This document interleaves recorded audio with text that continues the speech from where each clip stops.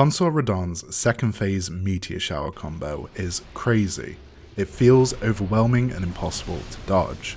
The part that feels especially hard to deal with is the spam of the Radahn projections that start hitting the ground after the meteor rocks. I've seen people recommend running or dodging from these, and this can and can't work because of how these projections position themselves depending on your distance from the last projection. So how do we consistently dodge it?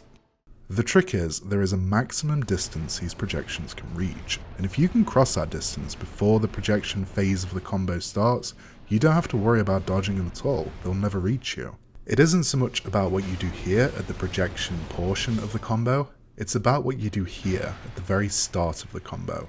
You need to create as much distance away from Radahn as early as possible, and here's how we do that. When this combo starts, Radahn starts to charge his swords with gravity magic.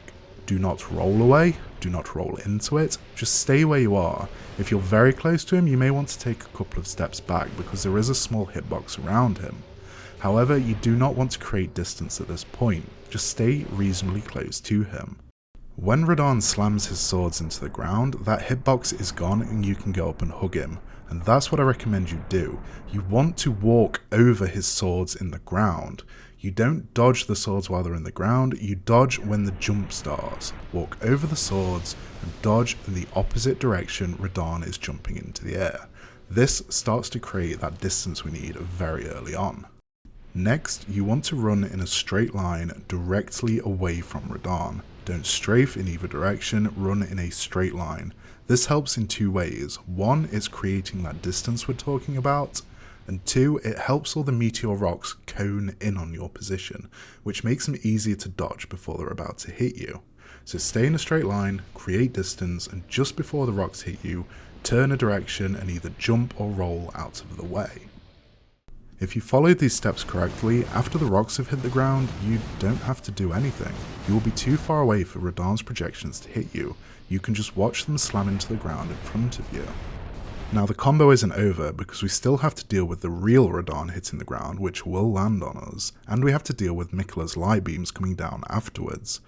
So what I do is continue to strafe in the direction that I jumped away from the rocks, and then I count each projection hitting the floor. When I count 4, that's when I roll, and that's when I dodge the real Radahn. Remember, you're not trying to dodge the 4th projection, you dodge when the 4th projection hits in anticipation for the real Radahn. Literally count the projections as you see them land. 1, 2, 3, 4, dodge. After you've dodged the real Radahn, you'll begin to see Miquella's light beams glowing in the ground. This will invite you to panic roll away from them, but don't. Wait a brief moment until Radahn pulls his swords out of the ground and then dodge towards him. I have panic rolled away from the light beams before, as you can see here. Sometimes it works, sometimes it doesn't. It's better to wait for the visual triggers.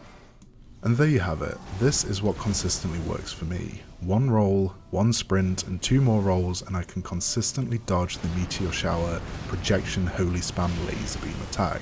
And I hope you found this helpful.